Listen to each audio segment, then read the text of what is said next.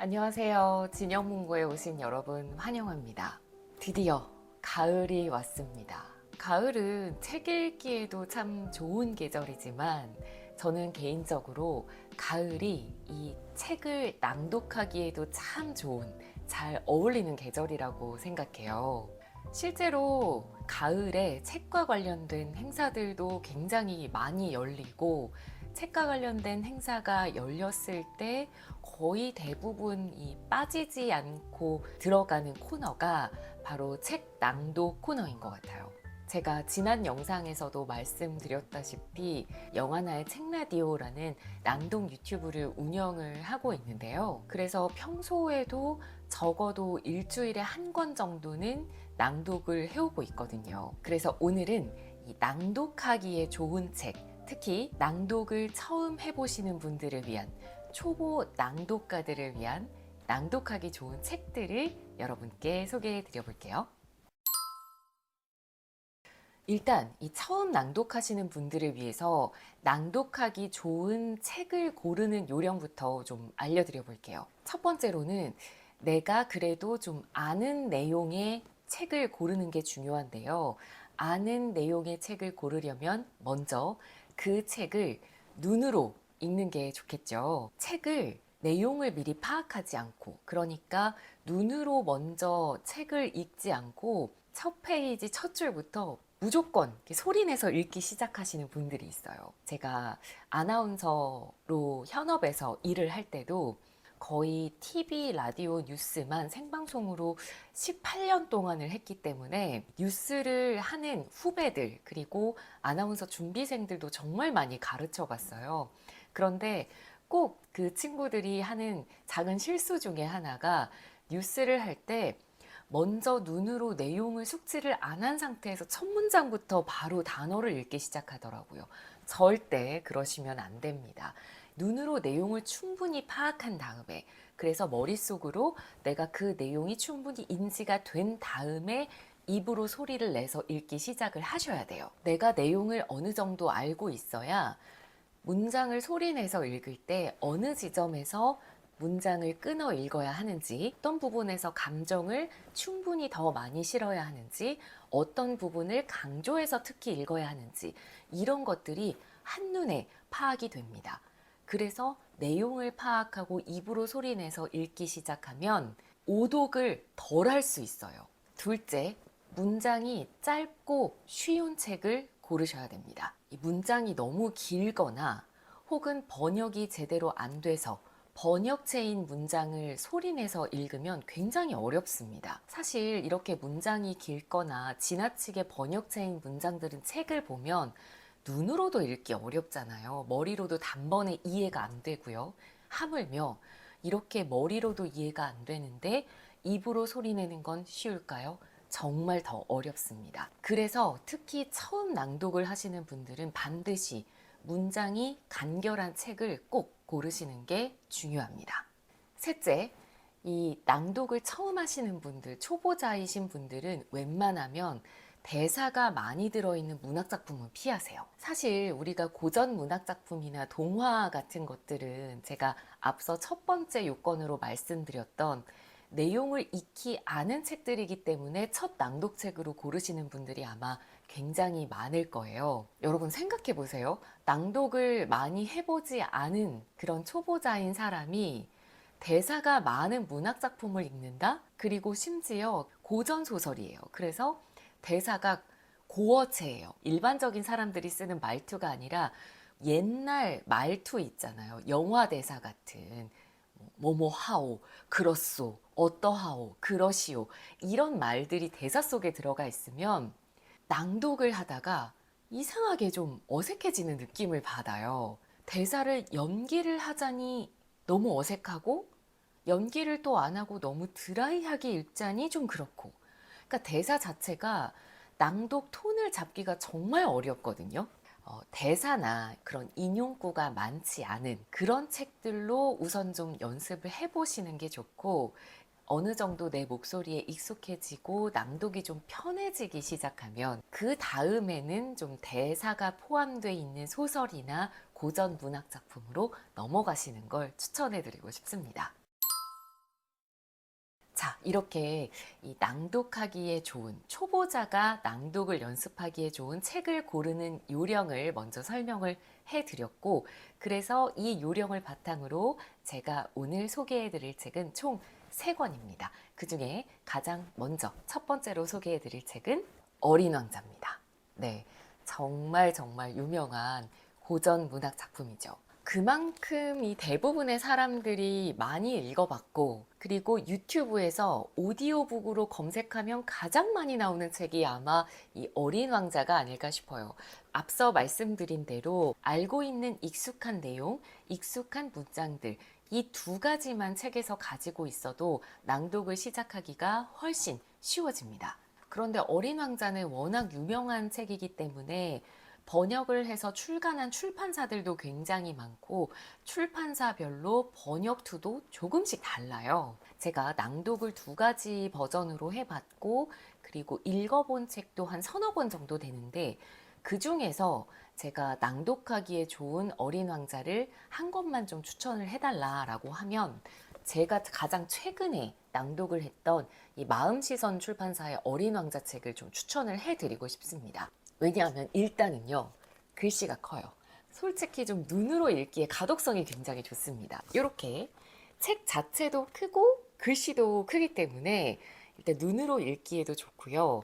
그리고 제가 보기에는 번역을 굉장히 신경 쓰셨다는 느낌을 받았습니다. 그러니까 번역체 같은 느낌이 들지 않아요. 번역을 잘한 책은 낭독을 해보면 바로 알 수 있거든요. 일단 번역이 잘 된 책을 낭독을 하면 낭독이 편해지기 때문에 오독을 덜 합니다. 그렇기 때문에 어린 왕자를 첫 낭독책으로 좀 고르고 싶다. 그런데 어린 왕자가 워낙 출판사가 많기 때문에 도대체 내가 어떤 책을 첫 책으로 골라야 될지 모르겠다 하시는 분들은 제가 마음시선 출판사의 어린 왕자를 좀 추천을 해드리고 싶고, 그리고 2번째로 예쁘잖아요. 이게 블랙 벨벳 에디션이고 좀 금박 처리가 되어 있기 때문에 좀 소장 가치도 있거든요. 이왕 낭독도 하기 좋으면서 좀 예쁜 책을 갖고 싶은 분들이라면 이 책을 추천을 해드려보고 싶어요. 낭독하기 좋은 책 2번째, 바로 이 책입니다. 민바람 작가의 낱말의 장면들 이란 책인데요. 이 책은 사실 내용도 좋아서 제가 나중에 별도로 소개를 해드리고 싶어요. 이 책을 낭독하기 좋은 책으로 고른 이유는 문장과 낱말이 정말 예쁩니다. 여러분 살면서 순 우리말을 일상생활에서 얼마나 쓰세요? 아마 거의 안 쓰실 겁니다. 저도 마찬가지고요. 보통 우리가 순 우리말이라고 하면 학창시절 공부의 대상이거나 연구의 대상이거나 혹은 자녀가 있는 분들은 내가 우리 아이 이름을 좀 예쁘게 짓고 싶은데 순우리말로 지어볼까 하고 찾는 그 정도까지로만 순우리말을 생각하지 내가 일상생활에서 순우리말을 써야 된다고 생각하시는 분들은 아마 잘 없을 거예요. 그런데 이 책이 저자가 순우리말을 자신의 에세이의 문장에 잘 녹여서 쓴 그런 책이거든요. 사실 이 책에 담겨 있는 순 우리말들이 대부분 낯설어요. 저도 잘 모르고 이런 말이 있었어? 하는 말들이 많은데 그 말들을 일상 에세이의 문장 속에 적절히 녹여냈다 보니까 전혀 거부감이 없고, 그래서 이 어감이 좋고 예쁜 순 우리말이 적당히 녹아있는 문장을 눈으로 읽는 것도 좋지만 특히나 소리를 내서 이 낱말을 읽으니까 기분이 너무 좋아지는 거예요. 제가 몇 가지 문장만 발췌를 해서 좀 읽어드려 보도록 할게요. 철지나 쓸모없어진 물건을 가을 부채라 한다. 여름 내 손에 붙어있던 부채는 더 이상 덥지 않은 날씨에 언제 그랬냐는 듯 잊힌다. 전성기가 지난 사람의 신세. 겨울 부채라 하지 않고 가을 부채라고 하는 건 한 발 늦었다는 느낌을 주기 때문이다. 늘 뒤돌아보며 한 발 늦었다는 아쉬움 속에 사는 게 인생이란 걸 생각하면 가을과 부채의 만남이 두 낱말 이상의 무게로 다가온다. 알심이라는 낱말 속에 엮인 2가지 뜻은 마치 이런 얘기를 전하는 것 같다. 약해져 보았기 때문에 마음속에 타인을 품을 수 있는 단단함을 갖게 된다. 측은지심은 비슷한 아픔을 겪어낸 입장에서 갖는 연대감이니까. 민감한 당신에게는 나약함이 아닌 알심이 있는지도 모른다. 단지 지금 당장은 자신의 강인함을 발견하고 받아들일 수 없는 상태인지도. 거듭 생각을 떨치고 숨을 고르며 넘겨야 하는 시간들이 있다. 손가락 하나로 벼락을 붙들고 있는 날도 있다. 버텨야 하는 하루. 그런 하루가 이어지다 보면 마침내 버티지 않아도 되는 하루가 찾아왔을 때 알게 된다. 조금 더 고요해질 수 있다는 게 행복이란 걸. 얼마나 이어질지 모르는 지금의 조금 더 고요한 하루가 오감한 것이란 걸. 완전히 자유롭고 평화롭지는 않더라도 말이다. 예쁜 단어와 문장을 소리내서 읽는다는 건 그런 느낌이랑 비슷한 것 같아요. 보기에도 좋은 음식이 먹기에도 좋은 것처럼 정말 정갈하게 담긴 한식 밥상 혹은 너무너무 예쁜 디저트를 딱 입안에 넣었을 때 느껴지는 그 행복감?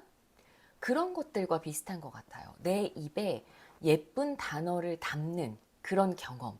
이건 직접 해보지 않으면 정말 못 느끼는 기쁨이기 때문에 이건 굳이 초보자가 아니라 하더라도 낭독을 하시는 분들이라면 이렇게 예쁜 낱말과 문장이 담긴 책을 입으로 소리내서 읽는다는 것이 얼마나 큰 기쁨을 주는지를 꼭 한번 경험을 해보셨으면 좋겠습니다. 자, 세 번째로 추천해드리는 낭독하기 좋은 책, 이 책입니다. 그 노래가 내게 고백하라고 말했다. 이 책은요, 음악 에세이입니다. 각 이야기를 대변하는 이 노래 제목들이 부제예요. 그리고 그 노래에 얽힌 작가의 개인적인 추억이 담겨 있는 그런 에세이인데요. 제가 이 책을 낭독하기 좋은 책으로 고른 이유는 제가 앞서 말씀드렸던 낭독하기 좋은 책 고르는 요령 가운데 문장이 쉽고 간결하다. 이 요령에 딱 부합하는 책입니다. 왜 어떤 책들 보면 문장이 너무 지나치게 길거나 그러니까 한 문장 안에 쉼표가 너무 많아서 마침표가 어디 있나 찾아야 되는 그런 긴 문장이 전혀 아니고요. 미사여구가 지나치게 많고 막 문장에 멋을 들여서 쓰는 그런 책들이 간혹 있어요. 그래서 문장을 읽다 보면 약간 오글거리는 손발이 살짝 오그라드는 그런 책들이 있거든요. 사실 그런 책들은 저는 입으로 읽기에도 약간 좀 내가 오글거린다 이런 마음이 드는데 이 책은 전혀 그렇지가 않습니다. 감성적인 음악 에세이인데 오글거리지 않는다는 거. 그래서 낭독하기에도 굉장히 좋은 책이고요. 오히려 제가 이건 눈으로 읽기에도 내용이 참 좋았지만 소리내서 읽으면서 더 감탄하게 됐던 책이에요. 특히 라디오 감성을 좋아하시는 분들이라면 저는 이 책을 꼭 한번 낭독을 해보셨으면 좋겠습니다. 글들이 라디오 사연 같아요. 이 라디오에 대한 향수가 있는 분들은 아실 거예요. 학창시절에 이 심야 라디오 음악 프로그램 들으면 음악이 쫙 깔리면서 DJ가 감성적인 사연을 읽어주잖아요. 딱 그 느낌의 책인 거예요. 그래서 낭독을 하고 싶어 하는 분들 중에 그 심야 음악 라디오 감성을 좋아하시는 분들, 한 번쯤 라디오 DJ를 꿈꿔봐서 낭독을 좀 해보고 싶다 하시는 분들이 계실 것 같아서 제가 이 책을 특별히 한번 추천을 해드려봤습니다. 네, 오늘은 낭독하기 좋은 책 3권을 추천을 해드려봤어요. 실제로 제가 다른 채널에서 낭독을 해서 녹음을 해본 책들 가운데 엄선해서 소개를 해드렸고 앞으로 낭독을 직접 해보면서 이렇게 낭독하기 좋은 책들, 그래서 여러분께 이 채널에서 소개해드릴 만한 책들이 또 쌓이면 정기적으로 또 추천을 해드려 보도록 하겠습니다. 네, 그러면 저는 다음 영상에서 또 좋은 책들 가지고 다시 돌아오도록 할게요. 감사합니다.